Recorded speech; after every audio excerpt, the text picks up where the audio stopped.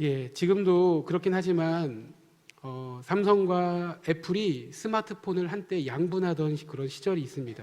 굉장히 치열하게 두 회사가 경쟁을 하면서 애플 유저와 또 삼성 유저 간에 굉장히 큰 신경전이 벌어지곤 했습니다. 애플을 쓰시는 분들은 애플을 써야 된다. 스마트폰을 개척한 게 애플이고 디자인을 봐라. 삼성이 따라올 수가 없다. 그리고 엄청 편하다. 그러면서 애플을 사야 된다고 강조를 했습니다. 그리고 또 삼성을 강조하시는 삼성을 이렇게 쓰시는 유저들은 애플 너무 말도 안 되게 비싸기만 하고 너무 고집이 세다. 그리고 다른 거랑 이렇게 호환이 잘 안 된다. 그리고 기술은 삼성이 더 좋다. 비록 후발주자지만 아마 몇 년 지나면 삼성이 더 아마 기술력을 더 발전시켜서 멋지게 만들 거다. 그러면서 굉장히 이렇게 삼성과 애플의 이게 긴장감이 있었던 시절이 있습니다.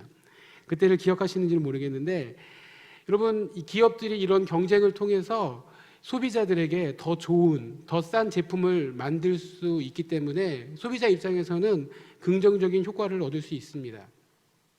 그런데 이런 경쟁이 너무 지나치면 그 뒤에서 굉장히 어려워지게 되고 막 이제 싸움이 일어나게 되고 법정 투쟁, 법정인 그런 싸움뿐만 아니라 이제 시간이 지나가지고 이렇게 결국 싸우다가 삼성이든 애플이든 둘 중에 하나가 없어지는 상황이 발생할 수도 있다는 것입니다. 여러분, 우리가 사는 사회를 무한 경쟁의 사회라고 합니다. 앞서가지 못하면 뒤처지고 뒤처지면 끝장이다. 경쟁에서 뒤처지면 인생 망한다. 다른 사람에게 짓밟히지 않고 또 무시받지 않기 위해서 이 경쟁에서 이겨야 된다.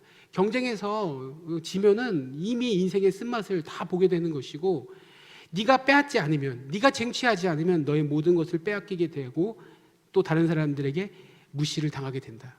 그러니까 이 경쟁에서 밀리지 마라. 무슨 수를 쓰더라도. 그리고 앞질러라. 이렇게 이런 가르침을 가르치는 것이 오늘날 우리의 사회가 아닌가. 특히 이 한국 사회는 경쟁이 정말 치열한 사회라는 것입니다. 이 경쟁은 기업들만의 문제만이 아니고 또 어른들만의 문제도 아닙니다. 우리나라 같은 환경에서는 경쟁력 있는 인생이 되기 위해서 좋은 직장에 들어가야 되고 또 좋은 직장에 들어가기 위해서는 좋은 대학을 나와야 되고 좋은 대학을 나오려면 좋은 고등학교에 가야 되고 좋은 고등학교를 가려면 좋은 중학교를 나와야 되는, 거기서 끝나나요? 좋은 중학교를 가려면 좋은 초등학교를 나와야 되고 좋은 초등학교를 가려면 명문 유치원을 나와야 되는 현실이 바로 우리나라의 현실이 아닌가 생각하게 된다는 것입니다. 초등학교 어린이에게 왜 공부해야 하냐고 물어보니까 이런 대답을 하는 친구를 봤습니다. 공부를 못하면 친구들이 무시해서, 그리고 심해지면 그것이 왕따가 되기 때문에 힘들어진다는 거예요. 또 어떤 친구에게 왜 공부를 잘해야 되냐고 물어보니까 공부를 잘해야지 공부 잘하는 친구들이랑 같이 놀 수 있대요. 그래서 인생이 편해질 수 있다라고 그렇게 대답을 한다는 것입니다. 틀린 말은 아닌데 어린아이 입에서 이런 말이 나오니까 참 이게 우리 사회가 어떤 사회인가 다시 한번 깊이 고민을 하게 된다는 것입니다. 경쟁에서 밀리면 인생이 끝장난다는 생각을 아주 어릴 때부터 이 아이들이 하게 되고 그 경쟁이 너무 치열해서 그 중고등부 아이들이 그 친구에게 노트도 빌려주지 않는다는 이야기를 벌써 그게 한 10년 전에 들었던 얘기인데요. 그런 경쟁의 그런 삶을 우리 어린 자녀들이 살고 있는 것이 너무 안타깝습니다. 여러분, 사실 반에서 1등 할 수 있는 사람은 딱 한 사람밖에 없습니다. 요즘에는 뭐 30명밖에 안 되니까 좀 뭐 그러지만 저희 때는 다 뭐 55명 뭐 이랬잖아요. 그러면 1등은 딱 한 명이고 나머지는 다 그러면 지금 같은 그런 분위기면 다 루저이고 실패자이고 인생 망하는 것입니까? 여러분, 1등은 딱 한 명이에요. 경쟁이 어떤 면에서는 선의의 경쟁을 통해서 더 많이 다듬어지고 훈련되어지고 더 좋은 결과를 낳기도 하지만 경쟁이 심해지면 그것이 부정적으로 흐르게 되고 사회에 큰 무리가 된다는 것입니다. 특별히 이렇게 경쟁이 치열한 사회 가운데 경쟁에서 밀리면 인생 망한다라고 이렇게 가르치는 이런 사회 분위기 가운데 하나님의 백성으로 그리스도인으로 우리는 어떻게 살아야 될까요? 저는 오늘 본문이 이것에 대해서 모든 대답을 주는 것은 아니지만 우리에게 좋은 가르침을 준다고 생각합니다. 오늘 본문 33절은 이렇게 말씀하고 있는데요. 가버나움에 이르러 집에 계실새 제자들에게 물으시되 너희가 길에서 서로 토론한 것이 무엇이냐? 예수님께서 제자들에게 질문을 하십니다. 아까 길에서 너희들이 토론하던데 그 토론하던 주제가 무엇이냐라고 예수님께서 이렇게 질문을 하시는데도 제자들이 아무 대답을 하지 못합니다. 그게 34절인데요. 같이 34절 읽겠습니다. 시작. 그들이 잠잠하니 이는 길에서 서로 누가 크냐고 쟁론하였습니다. 누가 크냐고 쟁론하였다고 성경은 오늘 기록하고 있는데 너는 170이고 나는 180이다. 이렇게 키싸움을 했다는 이야기가 아닙니다. 영어 성경을 죄송해서 표현을 하자면 Who was the greatest?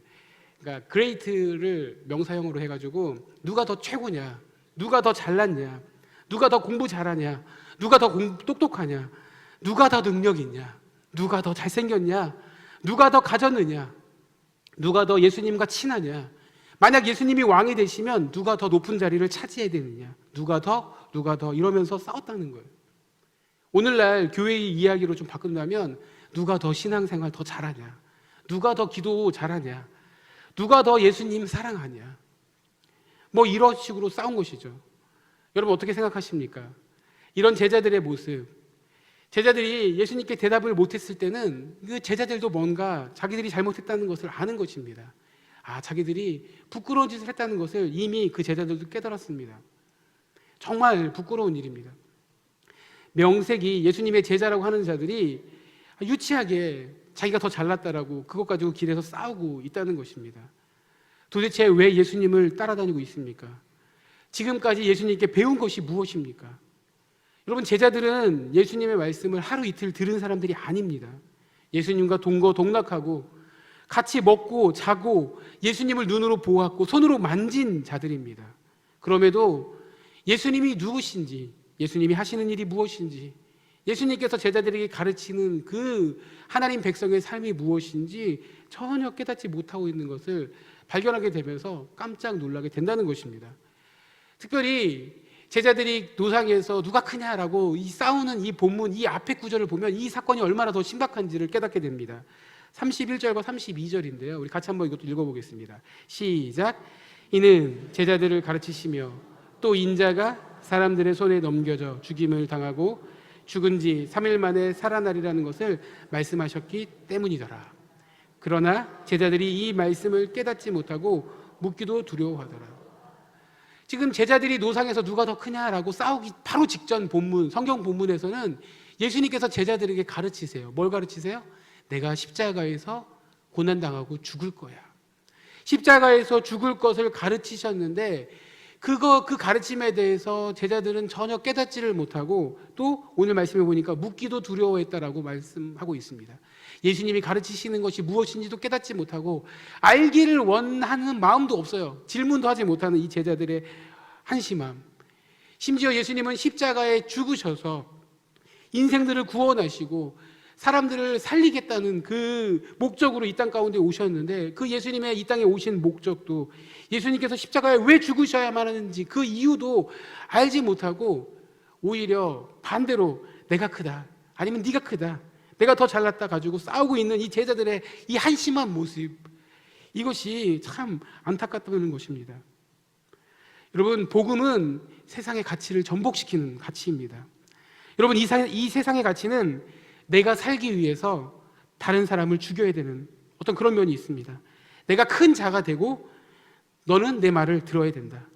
내가 얼마나 큰 능력자인지 실력자인지 내가 한번 본때를 보여주겠다. 내가 얼마나 괜찮은 사람인지, 내가 괜찮은 사람이니까 네가 나를 섬겨야 된다. 네가 나를 섬기고 내 밑에 있어야 된다.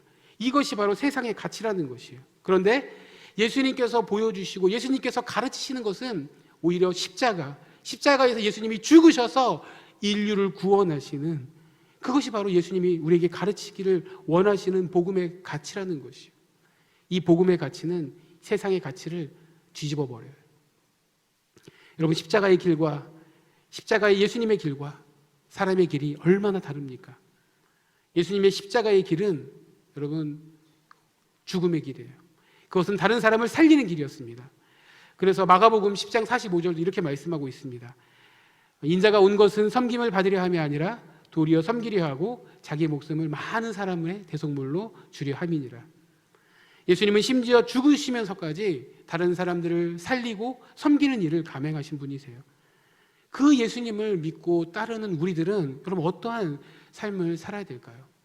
여러분, 우리는 더 이상 이 세상의 법칙과 세상의 가치에 휘둘리면서 살아야 될 존재가 아니라는 것이죠. 아무리 이 세상의 그 가치가 강력한 힘을 발휘한다 할지라도 여러분, 우리는 복음으로 그것을 거부하고 끊어내고 예수님의 십자가의 길을 걸어가야 된다는 것이죠. 세상의 길이 아닌 예수님의 섬김의 그 방법으로 승리하는 그런 저와 여러분들이 될 수 있기를 소원합니다. 오늘 이 제자들의 모습을 보면서 참 정말 안타깝고, 또 얼마나 예수님께서 이 제자들을 보면 안타까워하셨을까. 어떤 면에서는 막 화가 나셨을 것 같은데 예수님은 그냥 조근조근 가르쳐 주시는 것 같아요. 여러분, 근데 이 제자들의 이 어리석은 모습을 보면서 막 우리가 좀 답답해하고 화가 나지만, 그런데 이 제자들의 모습 속에서 우리의 모습이 보이지 않습니까? 우리 내면 깊은 곳에서 내가 누구인지 알아? 내가 어떤 사람인 줄 알아? 내가 한번 보여주겠어. 내 실력을 한번 보여주겠어. 감히 나에게 덤벼? 다 죽여주겠어. 혹시 이런 마음이 우리 내면 가운데 있다면 우리가 바로 이런 어리석은 제자의 모습이 아닌가 생각해 보아야 된다는 것입니다. 여러분, 우리는 계속 나를 드러내면서 다른 사람의 약함을 강조하고, 왜 저렇게밖에 못 사나, 다른 사람들을 이렇게 깔보려는 그런 악한 본성이 우리 가운데 있지 않습니까? 여러분, 오늘 제자들이 이게 누가 크냐라고 이렇게 싸우는 내면에는 인간 안에 끊임없이 일어나는 비교의식이 있다는 거예요. 이건 비교의식을 보여주는 것인데요, 이 비교의식은 하나님 없는 인생의 아주 기본적인 특징이라는 것입니다. 여러분, 하나님이 없기 때문에 내가 나를 드러내고 내가 나를 증명하는 삶을 살아야 되기 때문에 그렇다는 것이에요. 그래서 나와 다른 사람을 끊임없이 비교합니다. 계속해서 비교를 하는데, 이런 비교는 결국 두 가지 결론밖에 나타나지 않습니다. 첫 번째, 내가 다른 사람들과 비교해서 좀 괜찮은 거예요. 내가 저 사람보다 잘생겼고, 내가 저 사람보다 좀 더 가졌고, 내가 저 사람보다 좀 더 똑똑해 보이고, 뭔가 있어 보이고, 내가 저 집보다는 더 잘 나가고, 저 집 자녀보다 우리 집 자녀들이 더 잘 나간다라고 생각이 되면 어떻게 되죠? 마음에 만족감이 생기고, 그것이 좀 교만으로, 내 인생이 괜찮은 인생이구나, 교만해진다는 것이. 그 교만한 마음이 심해지면 약자를 향해서 소리치르고 갑질하는 그런 자들이 되게 된다는 것이죠. 반대로 내가 좀 부족하다고 생각하면 여러분 어떤 마음이 들겠습니까? 그럼 열등감에 시달리게 되는 거죠. 왜 나는 저 집보다 우리 집은 왜 이렇게 안 되나? 왜 저 집보다 우리 집은 가난한가? 우리 집은 왜 이런가? 저 집은 뭔가 잘 되는 것 같은데 왜 우리 집은 이런가? 왜 저 집 애들은 다 잘 되는데 우리 애들은 안 되는가? 라고 계속 끊임없이 비교하면서 뭔가 자신 안에 부족을 느끼면 열등감과 그것이 심해져서 우울증에 걸리게 된다는 것이에요. 이것이 우리의 인생의 하나님 없이 인생을 비교하면서 사는 인생의 특징이라는 것입니다. 이렇게 여자분들이 동창회 가가지고 이렇게 옛날 친구를 만났는데, 옛날에 학교 다닐 때는 자기보다 공부를 더 못했는데 명품 핸드백을 들고 온 거예요. 집에 와가지고 남편한테 나보다 공부 못하는 걔는 말이야, 남편 잘 만나가지고 명품백 들고 다니는데 당신은 말이야 맨날 쓰레기 봉지나 나에게 주고 말이야 이런다고, 그러면서 바가지를 긁는 그런 일들을 우리가 경험하지 않습니까? 여러분, 그리스도인들은 비교의식을 가질 필요가 없다는 거예요.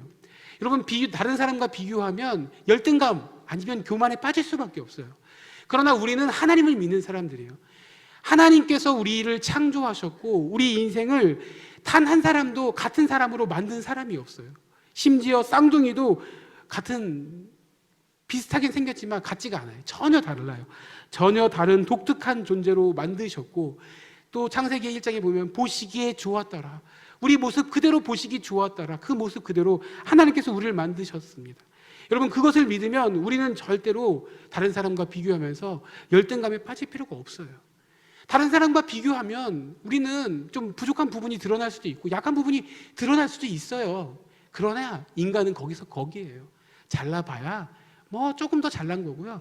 키가 커야 저보다 뭐 한 10cm, 20cm 큰 거지. 뭐 저보다 좀 더 잘생겨야 뭐 그렇다고 뭐 장동건도 늙으면 다 소용없습니다. 이빨 다 빠지고요. 치과 가셔야 돼요. 다 안 됩니다. 인간이 다 그래요. 연약해져요. 나이 먹으면 병원 가셔야 되고요. 온 몸이 아프고 쓰러지고 연약해지는 거예요. 여러분, 이제 저는 딸을 둘을 데리고 있는데 저희 딸들을 보면 참 이뻐요. 그러니까 아빠니까 이쁘겠죠. 그런데 정말 제가 봐도 이쁘고 참 얘네들이 가능성이 무궁무진한 것 같은데 모르겠어요. 객관적으로 얘네들이 저희 딸들보다 더 이쁜 딸이 있고 더 공부 잘하는 딸이 있고 더 말 잘 듣는 딸이 있다고 해서 제가 그런 딸들과 제 딸을 바꿀 수는 없지 않습니까? 저는 제 딸들이 좀 부족하고 또 약해 보여도 절대로 바꾸지 않을 거고 저희 딸들을 사랑할 거예요. 하나님도 마찬가지예요.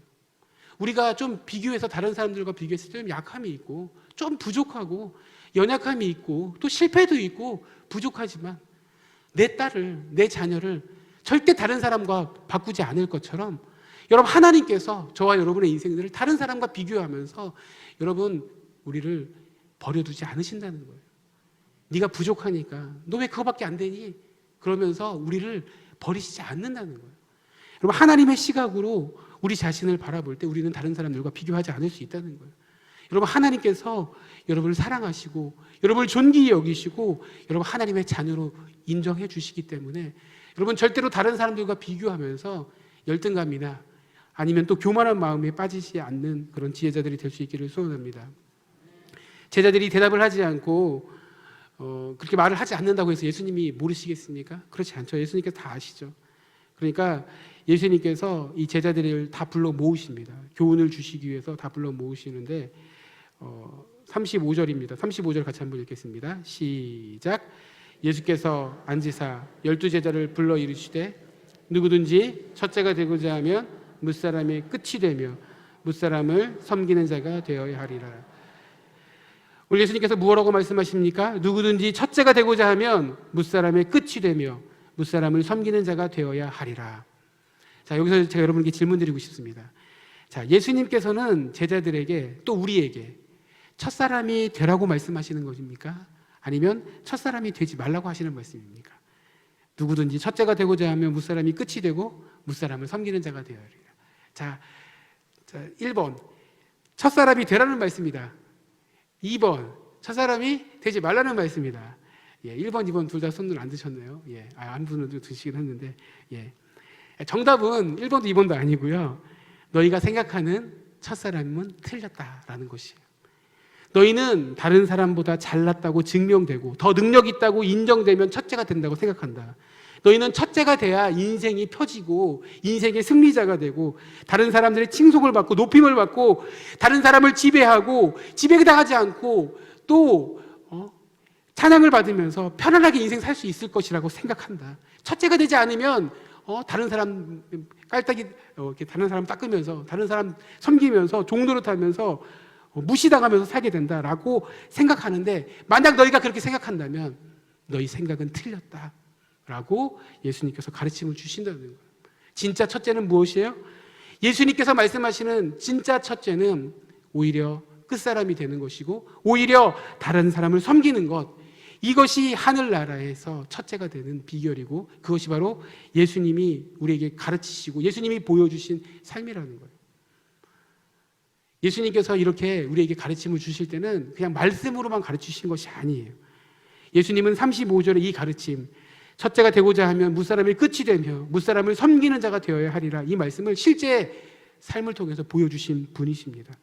예수님은 십자가에 죽으셔서 예수님은 첫째이심에도 불구하고 첫째 중에 첫째이시고 만왕의 왕이시고 만유의 주이시면서 만물을 다스리시는 왕의 왕이신데 그분은 끝에 서셨고 다른 사람들을 섬기시는데 끝까지 섬기셨고 죽기까지 섬기셨다는 거예요. 그래서 다른 사람들을 살리고 구원하시고 복음의 길로, 구원의 길로 인도하신다는 것이에요. 이것이 바로 예수님께서 우리에게 가르치시는 정말 하나님 나라의 첫째가 되는 삶의 모습이라는 거예요. 세상적인 기준, 너희가 정말 생각하는 그 너희 마음에 말로 표현하지는 못하지만 너희 속에 있는 그 마음, 다른 사람들을 위해 군림하면서 다른 사람보다 높아지려는 그 마음을 지적하시면서 아니 다른 사람을 섬기는 게 하늘나라에서 첫째가 되는 것이죠. 그것이 예수님이 기뻐하고 주님이 기뻐하시는 하나님 백성의 삶이야 라고 말씀을 주신다는 거예요. 여러분, 우리 삶의 태도가 달라져야 됩니다. 우리의 목표가 달라져야 돼요. 대접을 받고 섬김을 받으려는 자세에서 다른 사람을 대접하고 섬기는 자세로 살겠다고 결단하는 믿음의 종들 저와 여러분들이 다 될 수 있기를 축복합니다. 우리 옆 사람들에게 고백하겠습니다. 제가 섬기겠습니다. 제가 섬기겠습니다. 서로 섬기겠다고 그러시면 어떻게 해야 되죠? 아니에요. 제가 섬길게요. 제가 섬길게요. 제가 섬기겠습니다. 우리 한국교회 성도님들은 정말 제가 목회를 하면서 계속 한국교회 와서 다시 느끼지만, 한국에 돌아와서 다시 느끼지만, 우리 한국교회 성도님들은 정말 순수하시고 참 좋으신 분들이세요. 정말 어떤 면에서 그러냐면 이렇게 목회자들을 섬기시는데 참 이렇게 겸손하게 잘 섬기세요.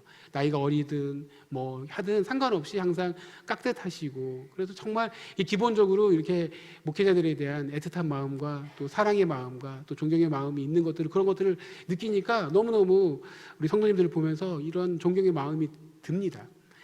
그 마음이 들면서 동시에 제가 이 마음이 우리 성도님들이 이러셨으면 좋겠어요. 목회자들을 그렇게 섬기고 사랑하는 것처럼 우리의 연약한 이웃들, 연약한 성도들, 부족한 성도들을 바라보면서 그렇게 목사님을 섬기듯 그렇게 섬겨주시고 용납하고 그렇게 아껴줄 수 있는 그런 저와 여러분들이 될 수 있기를 축복합니다.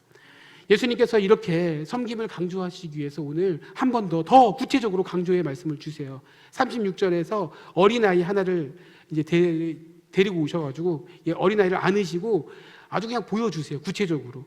그러면서 37절에 말씀합니다. 37절 같이 한번 읽어볼까요? 시작. 온 나를 영접하며 누구든지 나를 영접하면 나를 영접함이 아니요 나를 보내신 이를 영접함이니라. 아멘. 어린아이를 영접하는 것이 곧 예수님을 영접하는 것이고 곧 나를 영접하는 것이 나를 보낸 하나님을 영접하는 것이다라고 예수님께서 가르침을 주셨다는 거예요. 여러분, 어린아이를 영접한다는 것은 무엇입니까? 뭐 주일학교 교사가 되면 어린아이를 영접하는 것입니까? 아니요. 어린아이와 같이 연약한 자들, 어린아이와 같이 좀 돌봄이 필요하고 좀 부족해서 뭔가 성격적인 것으로 인해서 왜 저러지? 연약해 보이고 뭔가 실패해 보이고 다른 사람의 도움이 없으면 인생 힘들겠다라고 보이는 그 연약한 지체들을 안고 보듬어주고 감싸 안고 덮어주고 사랑으로 여러분 섬겨주고 그들을 영접하는 것이 예수님의 말씀의 가르침이라는 거예요.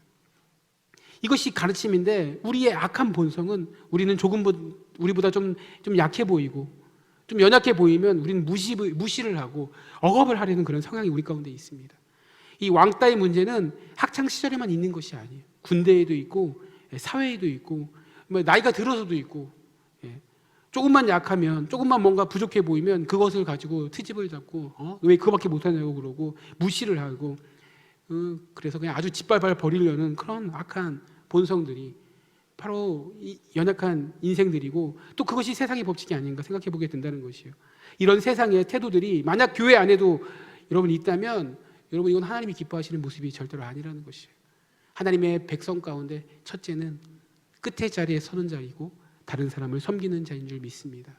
어린아이와 같이 연약한 자들을 여러분 용납하시고 끝까지 사랑하시고 여러분 그들과 함께하는 주님의 마음을 품는 그런 믿음의 종들 저와 여러분들이 다 될 수 있기를 축복합니다. 아멘. 기도하겠습니다.